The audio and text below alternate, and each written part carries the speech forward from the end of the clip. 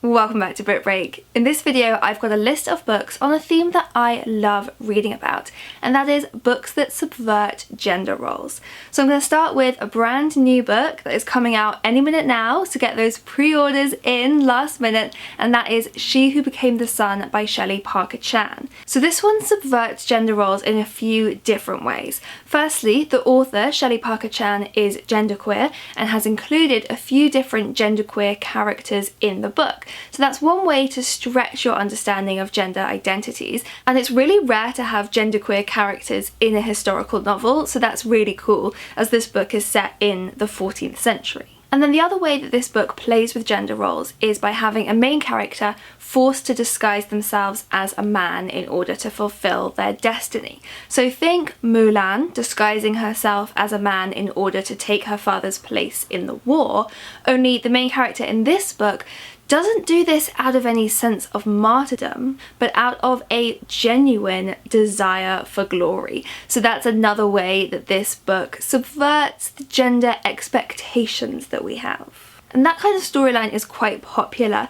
Books where a young girl has to disguise herself as a man in order to fulfill her destiny, we find that across a range of historical fiction adventures. It's a really fun trope because it really exposes the ridiculousness of a society that thought women couldn't do certain things. So we get a similar storyline in We Hunt the Flame by Hafsa Faizal. In this one, Zafira is the hunter. She is forced to disguise herself as a man to provide for her people, knowing all the time that if she were to be exposed as a woman, all of her achievements would be dismissed. In Pantomime by Laura Lamb, the protagonist who disguises themselves as a boy is actually the intersex and gender fluid character Jean, who is perceived by the outside world as female but reinvents themselves as Micah Gray in order to run away from their parents and join the circus. For some nostalgia, a lot of you may have grown up with Alana by Tamora Pierce. This is the story of a young girl who switches places with her twin brother. She disguises herself as a boy so she can go and learn to be a knight, and he is then free to go and pursue what he wants to learn, which was the art of magic. And then going even further back, Shakespeare loved some cross-dressing and disguise in his plays. So Twelfth Night is a pretty notable example. It involves a main character called Viola who disguises herself as a man in order to get a job working for the Duke Orsino. Viola ends up falling in love with the Duke is in love with a woman called Olivia, and Olivia is in love with Viola but in her disguise as a man. Confused? It's the plot of She's the Man. That should clear it up. And an extra cross-dressing twist here is that in Shakespeare's day, women on stage were played by adolescent boys. So the character of Viola would here be a boy pretending to be a girl, pretending to be a boy. And then you get characters who cross-dress not for disguise, but as a means of their own gender expression.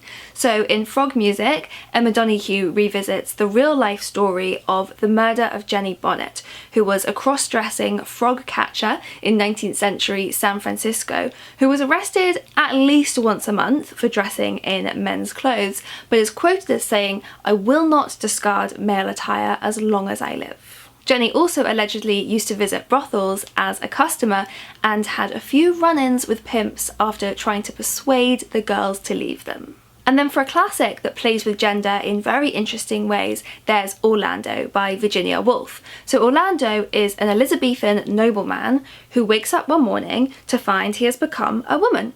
And she is completely unaffected by this, continues to charge through life, through the centuries. It's kind of a tour of English history to become a modern 1920s woman.